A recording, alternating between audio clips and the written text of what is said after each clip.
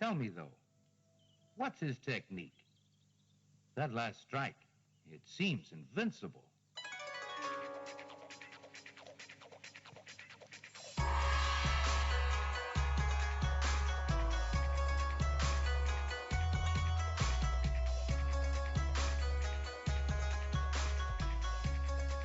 Hello, and welcome to Sons of the Dragon, the Immortal podcast. My name is Connor McKenna. And I'm Karl Stout. And today, well, we're taking a break from our usual run, and we're doing Marvel Team Up, featuring Spider-Man and Iron Fist, Spider Skill, and Kung Fu Fury together again for the first time. And it's an offbeat title for an offbeat tale, for a few fists more. Well, excellent. I love how they play on what actually happens in the book, right? In the explosion word bubble on the cover. And of course, we'll get into that later. Yeah. But I'm referring to together again for the first time. I can see what they were going for, but it still doesn't really make any sense in my book. This is issue 31, for those out there. Issue 31 of Marvel Team Up. Yep. And this was published the same month as Marvel Premiere 21. Yep, in March 1975. Which was Iron Fist's showdown with the cult. The Living Goddesses, if I recall correctly. Now, on this cover, Iron Fist is almost... Well, technically, he's in the same exact pose as Marvel Premiere 17. However, we're looking at him from a different angle. Yeah. Literally, I'm looking at the two covers. Legs are in the same position, hands are in the same position. The only difference really is that his mouth is more open on the cover of 17, where he's screaming, where he's not really doing that on this cover. Yeah. But great, powerful cover, them busting through a door, where on 17 he's busting out of an elevator. Yeah. And it's Spider-Man, it's classic Romita Senior style. It's not actually Romita, but it's still like the sort of house style for Spider-Man. Mm-hmm. Yeah, I don't know if Jim... I don't think the interior artist did that cover, because it doesn't... Me neither. Jim Mooney does the interior art, and this does not look like the same art. Well, he still does the Romita Spider-Man, though. Mm-hmm. But the Iron Fist is completely different. So you want to get to the issue then? Certainly. We've got Jerry Conway as the author. Jim Mooney is, again, the artist. Vince Colletta is the inker. Artie Simic is the letterer. Petra G is the colorist. And Len Wen is the editor. And for an interesting twist, this one is pretty much all through the eyes of Spider-Man. Yes. So all the second person talking, monologue is through Peter Parker, where in almost all the Iron Fist issues, it's always been Danny doing a lot of second person stuff. It'll be the first issue we've covered where it's not from Iron Fist's point of view. It's actually from Spider-Man's point of view. And being that he was doing pretty much the team-up run was pretty much just another Spider-Man book, that's understandable. Yeah. So we start off with Peter Parker apparently eating breakfast. Trying to have breakfast in a diner as Iron Fist kicks a hooligan through a plate glass window. Yep. And Pete's like, well, he doesn't seem too surprised, and he shouldn't be, considering his run of luck, that some guy with a giant symbiote collar just kicked some thug through the window. Or door, I should say. Actually, yeah, let's actually talk about Spider-Man for a second. What do you think about Spider-Man? I've always been a fan of Spider-Man. I've never really collected Spider-Man, his own personal issues or anything, because it just seemed to me, for most of my collecting things, he was in everything. So I really didn't need to pick up like Amazing Spider-Man, because he made appearances in every book on the planet. Yeah. So I was always reading Spider-Man without ever having to buy Spider-Man. The only series I actually did pick up, which I totally loved, was, I think it was the reboot of Sensational Spider-Man, when it started off as the Scarlet Spider clone. And I think for the first 16 to 18 issues, it was actually the clone in the full Scarlet Spider outfit. Oh, And yeah, then, Kane. No, not Kane. Oh, Ben? Yes. Okay. And I'm thinking about right around issue 18 is when they put a wrap on the whole clone thing, and so Ben disintegrated or did whatever. Yeah. And again, another cluster in the Spider-Man universe that if they actually went through with it, I think would have been 10 times more interesting than what they wound up doing. And if you're not aware, the talk after they wrapped everything up and basically made it to the point where nothing really happened, even though all this crap went down, they brought it right back to full circle to everything that just happened in the last 4 years was pointless because it changed nothing. And it was because the fans already raised such a stink that they totally scrapped the entire storyline that they had planned. And apparently what they had planned was that Ben, a.k.a. the Scarlet Spider, was actually the real Peter Parker. Yeah, And the Peter Parker we all knew and loved, and the one who had pigeonholed himself in marrying Mary Jane and now, possibly settling down and having kids, could be magically erased because he wasn't actually the real Spider-Man this whole time. And I don't know if word got out or people started putting one and one together, but the fans were just like, no. That part of the story got published, and that's when fans lost their crap. And to be fair, I'm sort of with the fans on this one. I hate that twist. If they just... It seems like, those endings where, it was all a dream. It seems like it would have been interesting, sure, but, yeah. I mean, either way, we got one more day. Better than Mephisto, the Magic Eraser. Thank you, Joe Quesada. What the hell was that crap? Because Aunt May's been dying since issue 6 of The Amazing Spider-Man, and they just couldn't let her go, so they erased everything just to bring this doddering old lady back. It's like, maybe Peter should live without his aunt. It's speaking of that, the whole Aunt May thing. I was heavy into working at the comic book store when the Ultimate series came out. Yep. All of us working there were so disappointed that they didn't spin that and have Aunt May die and Peter be raised by Uncle Ben in the Ultimate book. We were all hoping. They're like, oh, here's a completely new spin in a completely different world, universe, alternate Earth, like DC has 53 of them or whatever, or 52 of them.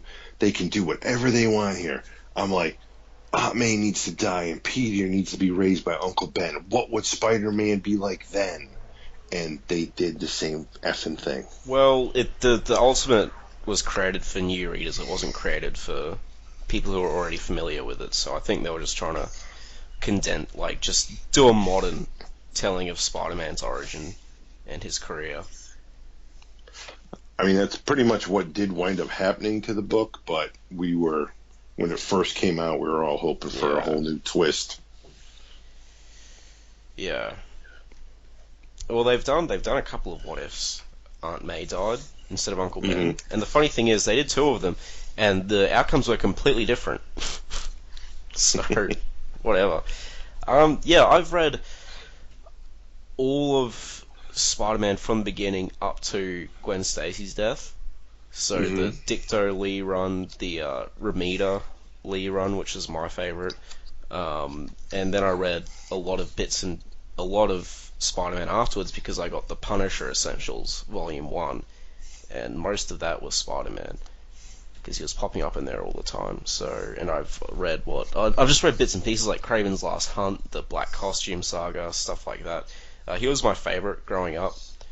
I still really like him now, but like Karl said, I just haven't bothered collecting him because he's just in everything. And to be honest, Dan Slott's Spider-Man sucks. I tried reading that, and the Superior run was good because of the novelty. But I tried reading his normal Spider-Man, it was just really boring. So I've never read stuff like Venom or anything. But yeah, there's just so much Spider-Man, I just haven't really bothered. But yeah, he's still one of my favorites. They just can't make a good movie, except for Spider-Man 2. I thought the first two Sam Raimi Spider-Mans are great. People complain about the web shooters and the quipping, but they captured the spirit of the early Lee runs, I thought. Well, number 2 is definitely my favorite, followed by number 1. I would put them in that order: number 2, number 1. Yeah. And I'd actually put the newer ones ahead of that horrible Part 3. I'd probably put 3 above those. I really hated the new ones. The guy's hair, man, he was the worst Peter Parker ever. And 3 was entertaining. 3 was bad because it just didn't live up to the expectations of like the first 2 set. And it had a horrible adaptation of Venom, but Oh, big time. And freaking Green Goblin, what the hell was that? yeah. Sandman was fantastic, though. Yeah, exactly. Sandman was perfect. Spider-Man 3 had things that were great about it. The Amazing Spider-Man movies were just all mediocre or bad. Yeah. Come on, you didn't like that wet, moist sound when Gwen Stacy's head bounced off the concrete? Oh, that was great. I was like, oh! Somebody's got a YouTube video of that on constant repeat, like to a drum beat. Of her head just slapping off the ground. 2 could have been good. They cut a whole bunch of stuff where they kill Electro's mother, which is why he goes bad, and that would have made him a lot more. Yeah, that would have made him a lot more interesting. But they cut it for some reason, and then he just turned into like a really stupid, typical Marvel villain. Marvel these days, anyway. So, yeah, and they cut a couple of other things which would have made the movie a lot better, which is a shame. Although we're not getting a sequel now because we're getting another reboot. So, now, is it a reboot or is it? No, it's a reboot because Garfield's not coming back. It's a reboot, but they're not doing the origin. Right. What is it? The Frightful Six or whatever? Sinister Six. Sinister Six. I don't think they're doing that for the first movie. They were going to do that as a spin-off for the Sony ones, but I don't know if they're doing that anymore because of what happened with the Marvel buying them out. Now, I'm going to have a controversial opinion here. I think Marvel just do a really crappy Spider-Man movie. Spider-Man requires heart, soul, and Marvel movies don't have any of that. They're all corporate cardboard push-outs. I'm sorry, I have to disagree with you. Did you see Ant-Man? No. I stopped... Yeah. Then stop talking. Well, that's the only one I haven't seen, to be fair. Dude, Ant-Man is so high on my list of Marvel movies, it's ridiculous. It was their sleeper agent. I walked into that expecting nothing and was blown out of my shoes. My wife even was like, holy crap. That was fantastic. It's just a good... You can't say anything bad about the movie. Other than the only thing that you can say bad about that movie is after you've watched that movie, you'll walk out there going, why were the trailers so bad for this? Alright, well, I'll watch Ant-Man, and then I'll prove you wrong. What, you gonna tell me it was better in black and white? Yeah. I'll get my black and white filter thingy on. And It's so much better in black and white. Well, hey, I haven't done that in ages, because I haven't been reading in black and white for a while, so... I really like Jerry, back to the book, I'm actually quite a big fan of Jerry Conway. He's the guy that killed off Glenn. There's nothing wrong with the writing in this issue at all. The art, on the other hand, can be questionable sometimes. Yes. But hey, there's a special on Texas chili dogs and beans. Oh, yeah. Yeah, so this first page is pretty good. I'll say that much. Peter spilling his coffee. His Iron Fist just kicks this guy through the door. And... yeah, it's a cool, like, first-person narration for the whole thing by Peter, because he's recording it. I'm taking this one down because if what I was told is true, I won't remember any of it in the morning. And this is one adventure I want to remember, no matter what. It started with a very early morning breakfast in a diner a few blocks north of my new apartment. I hadn't been to sleep, and it was getting towards dawn. And I knew if I was going to make it through the next day, I needed food. Food I got. I also got violence. You're Spider-Man. You don't get to have breakfast without something. Crash. Yep, so the guy crashes in, Iron Fist comes in literally flying with a kick. Oh, you're not going to discuss the collar? I didn't notice that, actually.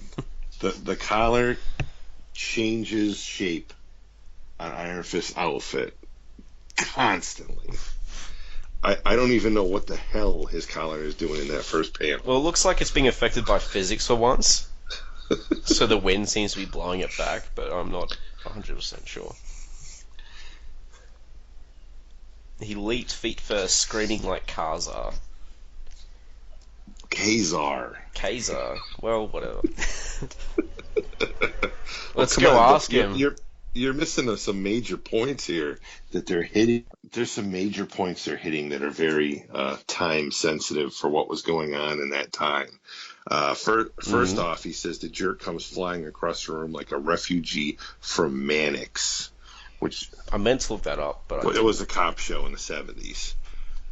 Okay. And then he goes, right behind him was a David Carradine lookalike. Of course, he's referring to David Carradine's Kung Fu, where David Carradine plays a half Asian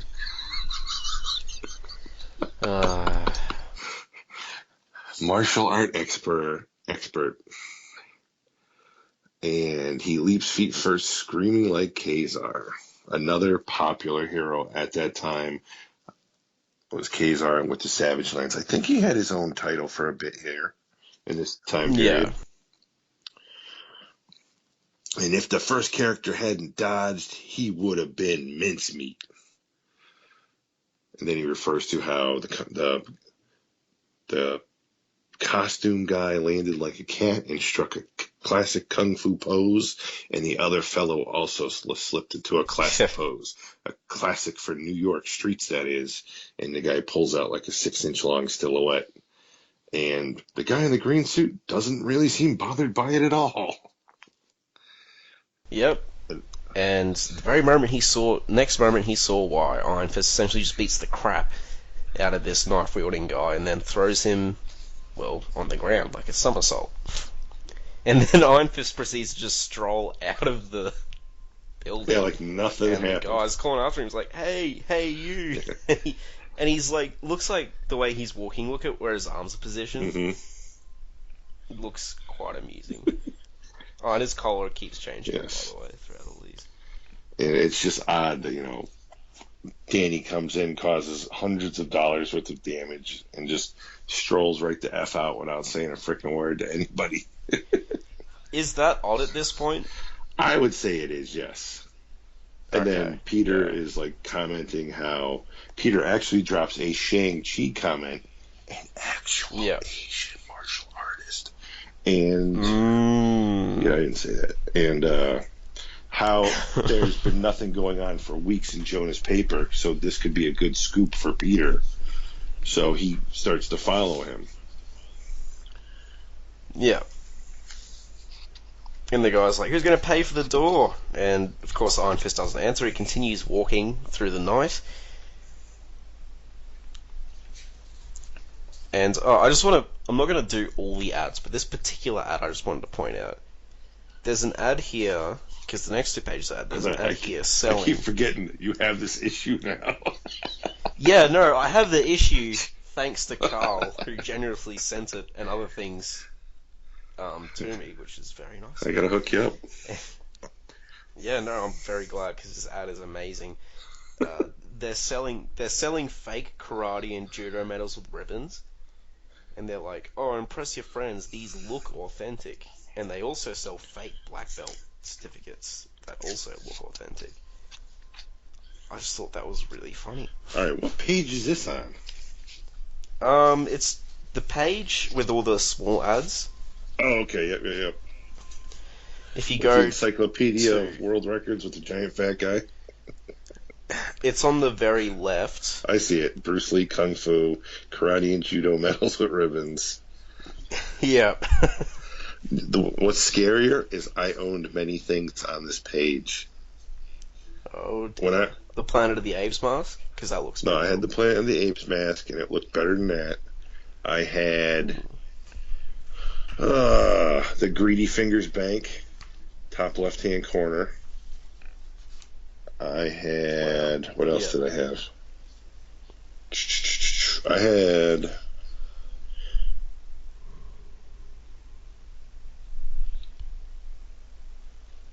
Seven-foot life-size ghost. Yeah, that was literally a sheet with a balloon in it and 2 sticker eyeballs. My friend bought that. But no, that looks like it from this page. There's different ones in different years. Yeah, we used to save up our money and get that stuff. Yeah.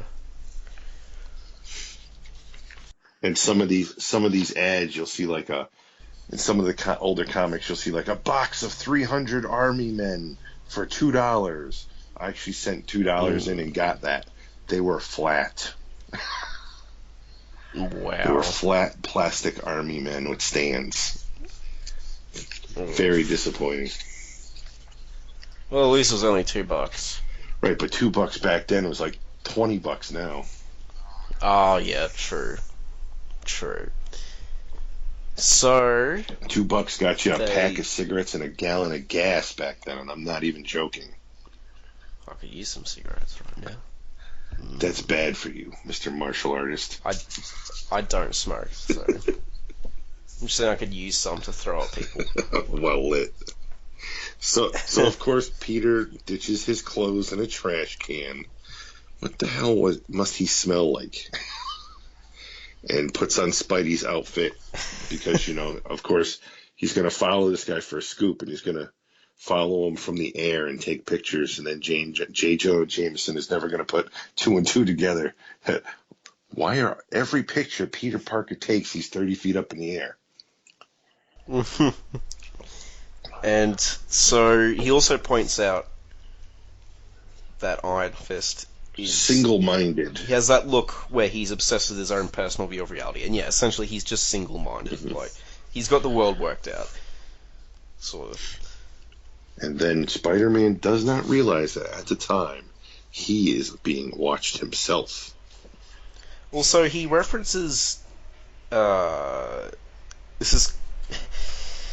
He says his hands are sore because after the beating they took pounding a brick wall, which is in his own book. And is that the infamous wall? I don't know. Where he's at the baseball or softball game or whatever, wearing the hat and stuff, and then this guy who's literally a brick wall comes up and attacks him. See, now I'm gonna have to Google Spider-Man 141. Just Google Spider-Man the Wall as well. It's pretty funny.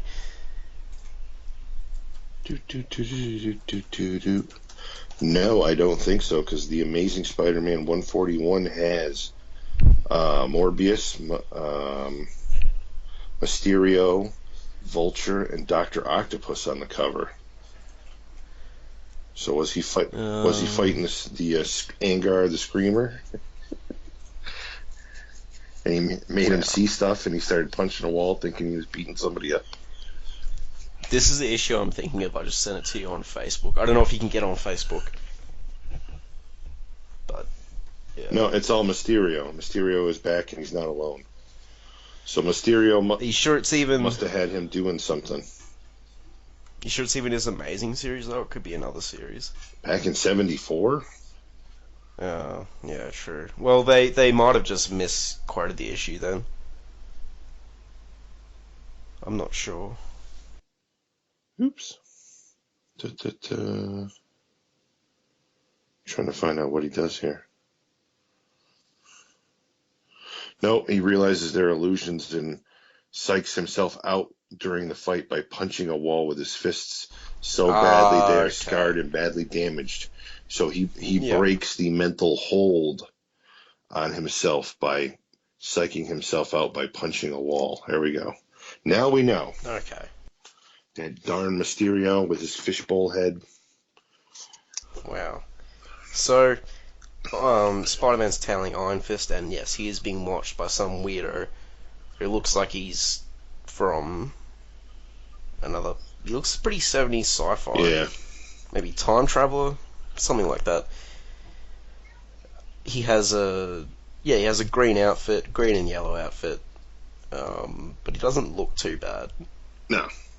And he's got some weird binoculars, and he talks backwards. Backwards. Yep, and they translate it down the bottom for us. So you didn't have to run to your nearest mirror and hold it up and read it, which they did quite a lot back then. They had people who talked backwards who were like, hold up to a mirror to read what so-and-so is saying. I came across that in Spider-Man a couple of times. Stanley, you this will prove most interesting, I think. If one of these costume fighters can provide me with enough energy to survive, think what power I can gain from two. And then they're nice enough to say, hereafter, we'll give you the translations and save the originals for our memory book. And they lie.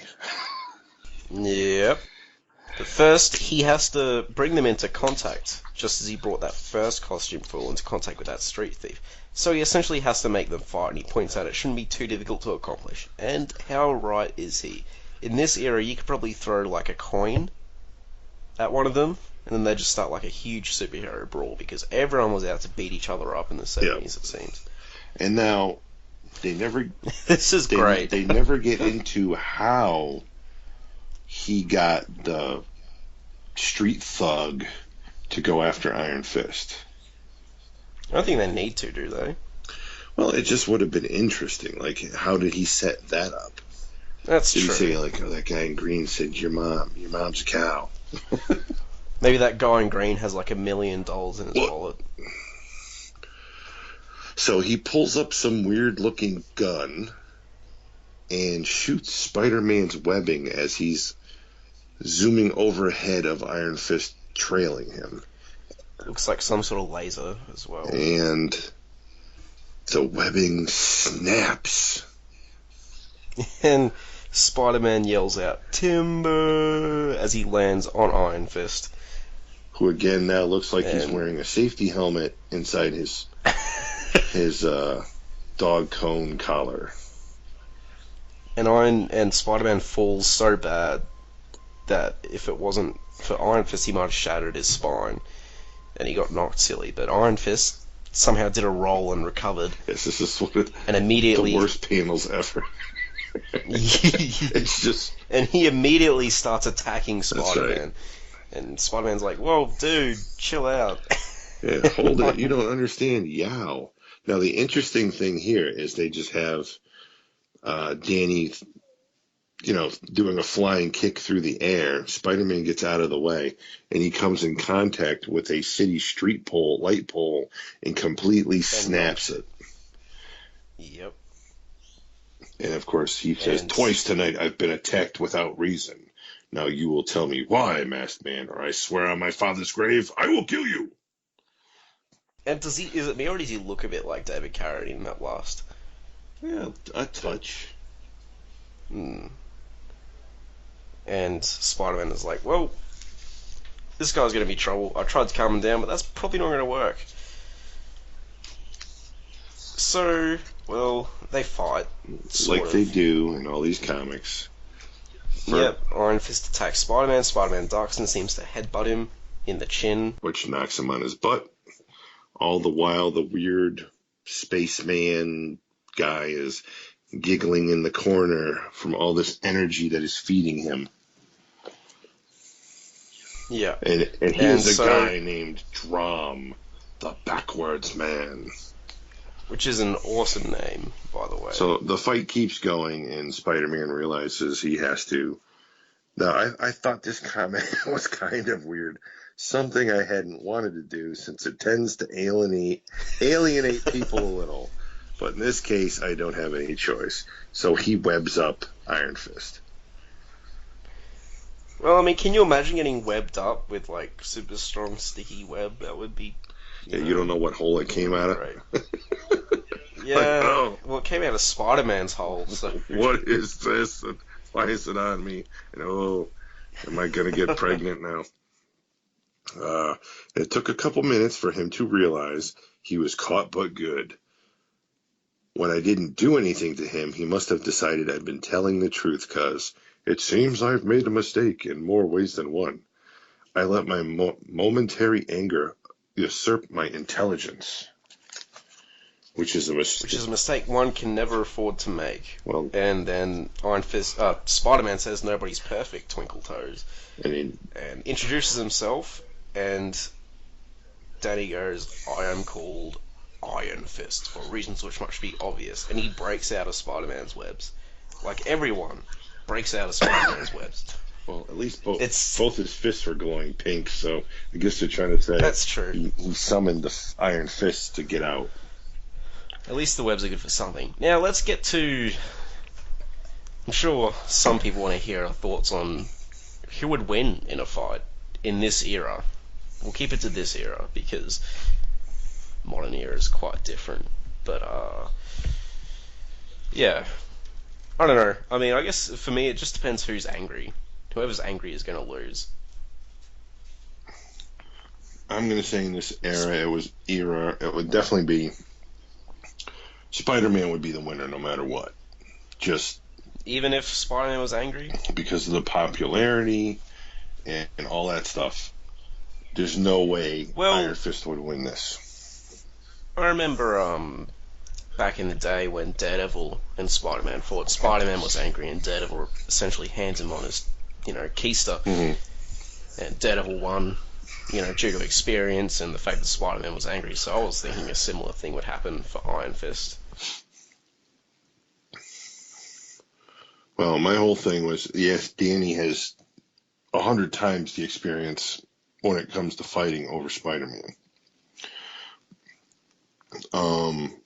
He's got the fists, Spider-Man's got the webbing, but I'm just going like popularity-wise. Yeah. I don't think they would let Iron Fist win. I didn't really mean popularity-wise, I just meant like their skills and stuff, really.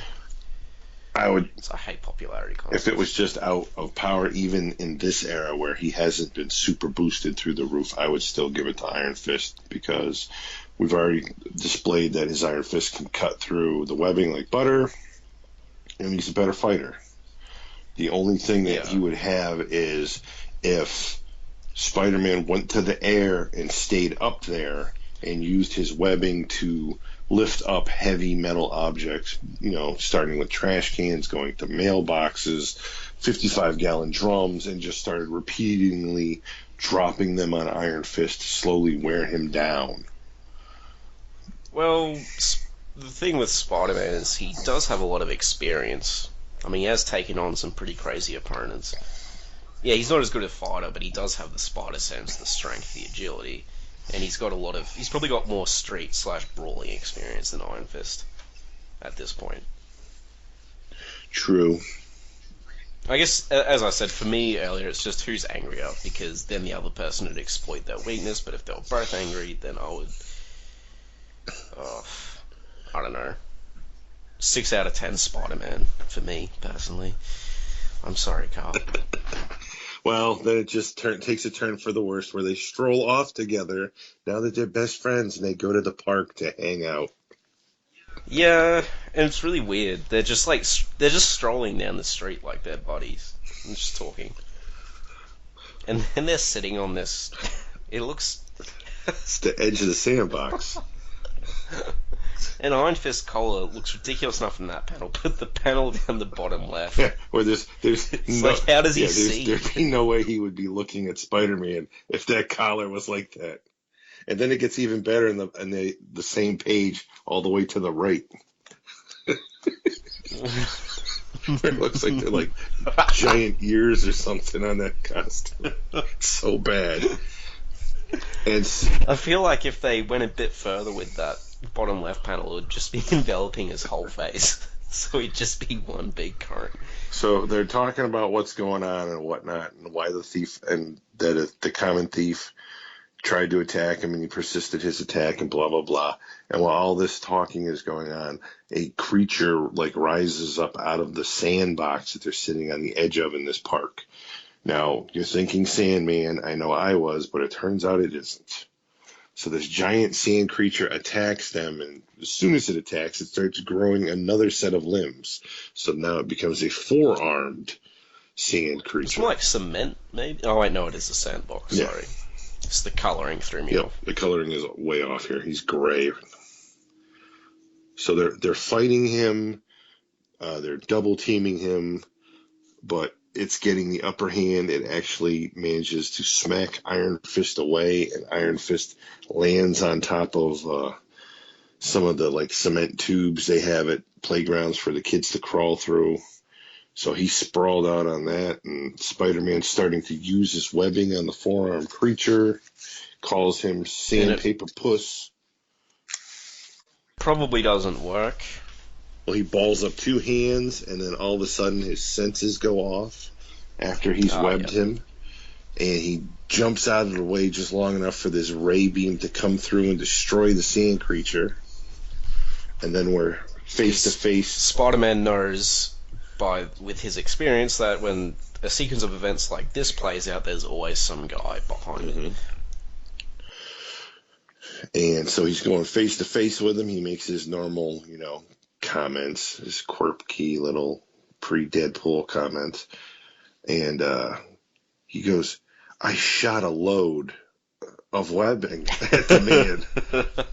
I later came to know as Drum. And then something strange happened. The web began to decay. And while I gaped, it turned to dust.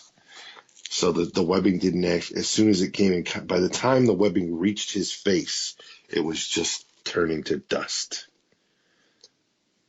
And Spidey's like, now that I just don't believe. And then the butthead's talking backwards again. They lied to us. Even though they said that they would just have it, they still translate it down the bottom. So it's not necessary for you to believe anything, dolt. You are a pawn, and the game is mine. Enough of this stuff already. And then Spidey wakes up chained to a chair in a big old machine. Should mention that he shot Iron Fist with his gun. Fazak. Yeah, no, Spider-Man just doesn't wake chained to a chair. That would be weird. Good panel there. I like the space agey, weird, funky effect going on there with Spider-Man getting hit by a laser. Yeah, all the spots and stuff. And very Doctor Strange-ish. And then he wakes up in the bizarre lab as Drum is diddling some knobs and whatnot. And of course, this is, the classic monologuing that all supervillains must do, where I will tell you everything about me and how I came to be. And anybody says, and so he's monologuing, and Spider-Man's like, I can't understand you. So the guy puts on a translator and says, I beg your forgiveness, Spider-Man. I forget myself at times of my affliction. And so he proceeds to tell him his entire life story. This is the part where you come in. Shut up. I like how he also calls him my power-soaked puppet. My entire life has been, how do I put it, a record played backwards. It will amuse me to explain. It just provides me amusement to explain all of my plant. So, for some reason, at his birth, well, he goes, I was born an old man, and I have been living my life in reverse since that day. But I speak poetically. I was not born old yet. Only a few short minutes after my birth, my infant form was somehow exchanged through time with my aged body. By means of a science I've never yet understood, maybe some future scientist experiment backfired, sending waves of chronal energy through the decades, twisting my own personal lifeline, turning me into a monster instead of a man. I don't know. I don't care. But for 45 years, I've lived my life in seclusion, existing in reverse, even to the words I utter. Depending on translation machines to make my language understandable to normal ears. Depending on conversion machines to make normal food edible to my reversed metabolism. Depending on energy, pure human energy, to survive. And I have survived, thriving on the energy I can steal from my fellow humans, using it to maintain my life, even as I plunge backwards towards my birth. That's why I instigated the fight between you and the other superpowered monstrosity. So, I just want to point out here that really weird-looking panel of him as an old man just in the nursery. Just going, crying like a with baby. no teeth. Yeah. And a horrified nurse. Sweet Jesus, how did this pervert get in here? Jared Fogel's in the nursery. So, basically, yeah, Drom wants to drain the power from their battle and use it to feed himself to slow his backwards time rate. Right. And that's the reason he kidnapped him when they stopped fighting. To take him here and use my metallic disruptor to break down your cellular structure. You screwed that one up. Yeah. And the sound effect is metabolic. Not right, metallic. Yeah. I was going to say that was a bit weird. But as Spider-Man starts to be drained of his energy, Iron Fist comes crashing through the ceiling, with both of his fists ablaze. And the guy goes, what in the name of sanity? This guy with his huge collar is... It's obviously referring to the outfit. That's right. How does that collar keep getting bigger? What in the name of sanity is wrong with your outfit?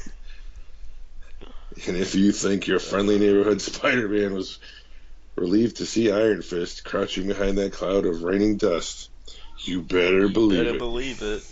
True believers. So... Striking the most awesome JCPenney sport catalog pose ever on the next page. Watch it, Iron Fist. That gun is more dangerous than it looks.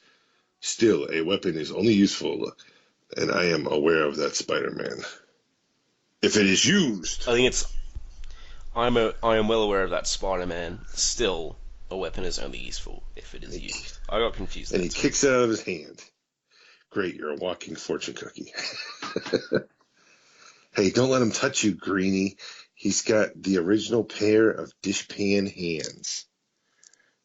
Wait a minute. I said don't touch him, Iron Fist. What are you doing coming after me? It's obvious, my friend. I'm freeing you. I'm touching you.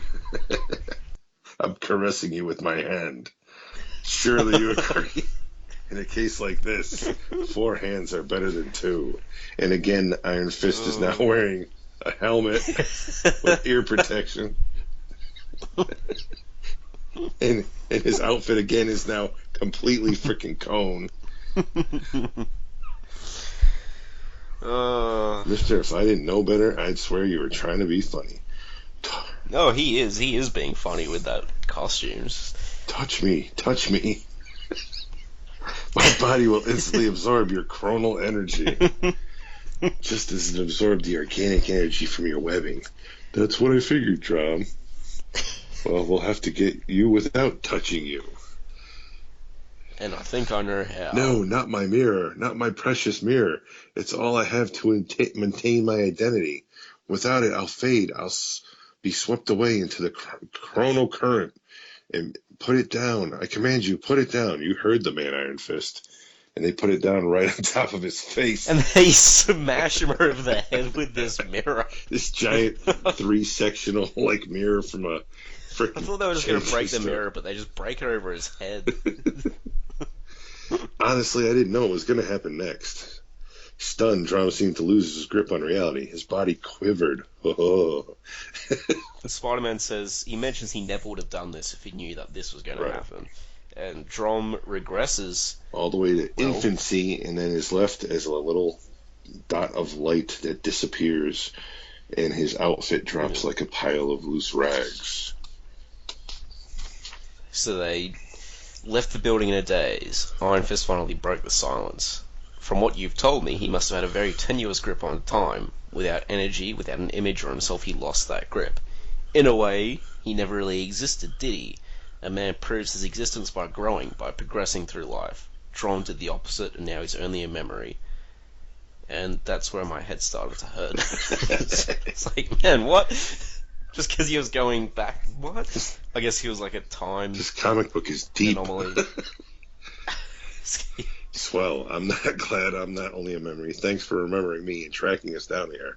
Drom's creature did not truly stun me, Spider-Man. Hiding and following was child's play. So the thing is, he let Spider-Man fight Drom by himself. So he could follow him to his lair. How does that make any sense? I guess Danny's from a different plane of existence, so he just thinks differently to us. Till we meet again, think on this, my friend. If a man ceases to exist, how long will his memory survive him? With that, Iron Fist walked away and left me thinking, which is why I've returned home. I decided to make this recording. Already bits and pieces of the information are fading. Drom is becoming less and less real. I wonder if what Iron Fist said, Iron Fist, now what was I thinking about him? The microphone slips from disinterested fingers. Peter Parker sits in a growing silence, confused. At last, the memory is gone. As gone and forgotten as the man who inspired it, Drom. Also, look at Iron Fist's collar in that top panel. On the second panel on the top. He looks like it's just slowly enveloping him. It's over his head. Yeah. This is some weird freaking art for Iron Fist in this issue. Now, all aside, all of us laughing at the artwork, it actually is a good comic.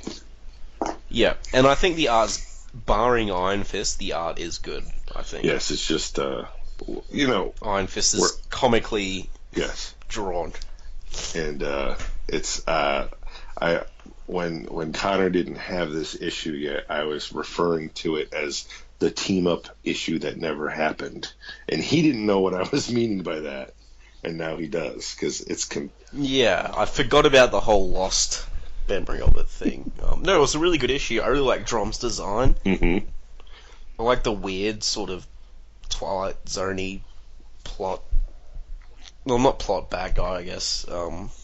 Just the mirror, somehow. Yeah, no, it was trippy. It was funky, man. But still a good read, and for what? I think it was a great read. 25 cents back then? Coloring was good as well, isn't it? Stayed in the lines most of the time. Yeah. I cannot complain. We made fun of it a lot, but to be completely honest with you, with the stuff that was going on back then, it's a solid issue.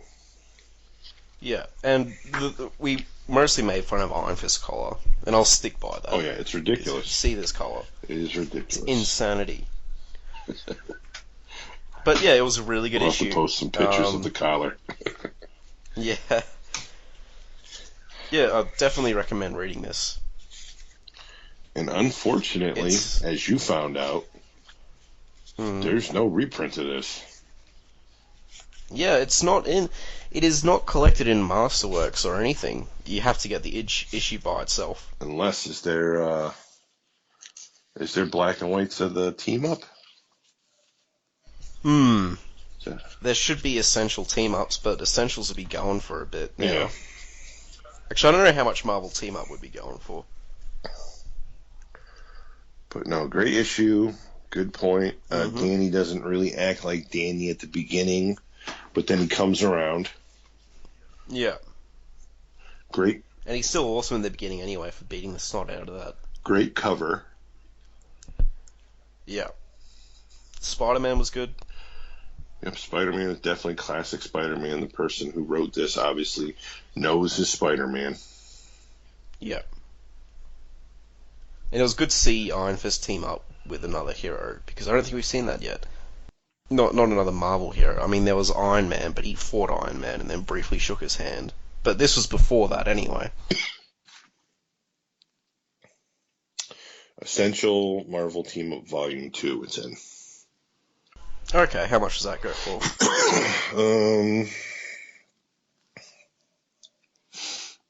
People have them buy it now for $9.99 plus $4 for shipping. And considering it's issues 25 to 51 plus Marvel 2-in-1 number 17, that's a whole lot of issues. Yep. But again, it's black and white and it's printed on pretty much toilet paper. It's not bad quality though. It does look good. Mm-hmm. I will say. But it's almost worth getting that, because just getting this issue, like if a local store doesn't have it, you're going to probably pay anywhere from $5 to $8 just for the issue by itself plus tax. And buying the team up for $14, you get 20 more issues to read. And the next issue, issue 32, has Son of Satan in it. Yeah, and the thing with team ups is if you just buy volume 2, that's okay, because you don't need to read it from the start, because they're all standalone stories. Yep, you can pick up team ups anywhere. Yeah, and yes, they're just, you might even get a Spider-Man and Ghost Rider team up. Who knows? Try your luck. Yeah, I teamed up quite a bit. Yep. Hey. So yeah, I guess that wraps us up. Yep. Next week we'll be back to Radon. Oh, and that we paid out that title, "The City's Not for Burning." It was pointed out to me that's a Margaret Thatcher reference. Oh. So, apologies if we offended any British people. Sort of. Yeah, so it's an actual reference to something. It's not just some stupid title they came up with. Excellent history lesson right there. Look at that. Yeah. Yeah, actually, I got eye rolling and shaking heads at me. So it was that. So like we know, I'm in America. You're in Australia. Yeah, exactly. Like I don't care enough about. Oh no, Britain's awesome. I love it. Up with the colonies. Doctor Who forever. Yeah. Yeah. Praise Thatcher. Oh, I feel dirty saying that. Britain has the best sci-fi shows out there. Had. No, they're still doing pretty good. Red Dwarf's over. They're still doing pretty good. That's the only show I couldn't get into. Oh, you suck. I'm not doing this podcast anymore. I guess, do you have anything else to add? Or No, that's it. Merry Christmas, Happy Hanukkah. Yep. And if you're not a Christmas fan, and you're not a New Year's Winter fan, solstice. I feel ya. Just drink. Yeah, so we'll be back next week with more Radon and Iron Fist fighting in London and Misty being abrasive. Yes. And yeah, so Colleen's feel free to send us feel free to send us mail. Send us anything. Anything. Give your thoughts on like who would win in Spider-Man or Iron Fist or anything really. You can contact us at sonsofthedragonpodcast@gmail.com. You can also reach us at our Facebook, the Immortal Iron Fist Podcast, Sons of the Dragon. Our Twitter is at Iron Fist. It'll be under the name Connor McKenna. Our SoundCloud is soundcloud.com/Sons of the Dragon hyphens where the spaces are. Our YouTube, Connor Karl. If you just YouTube Iron Fist Podcast, you'll find us really quickly. And our WordPress, which is Sons of the Dragon, the Immortal Iron Fist Podcast.wordpress.com. We are also on iTunes and Podcast Garden under the literature section. On iTunes, feel free to rate us. If you rate us less than 5 stars, please leave us please leave us feedback on what we're doing wrong, if we can improve the show, and yeah. So, Iron Fist and all related characters are properties of Marvel and Disney. Any music or images or sound clips we use are for just entertainment purposes only. We do this for free, we don't make any money off this, so please don't sue us. Yes, and give a shout out to the guy you got the intro from and the other guy you got the music from there. Yeah, Thomas, sorry for pronouncing your name wrong again, Thomas Tissot. He's Thomas Tissot on Twitter, and you can find him on YouTube pretty easily as well. And I'll include a direct link in the show notes. And, oh, yeah, shout out to my friend Sage as well, who did the new logo for the show. Yes, thank you. Nice improvement.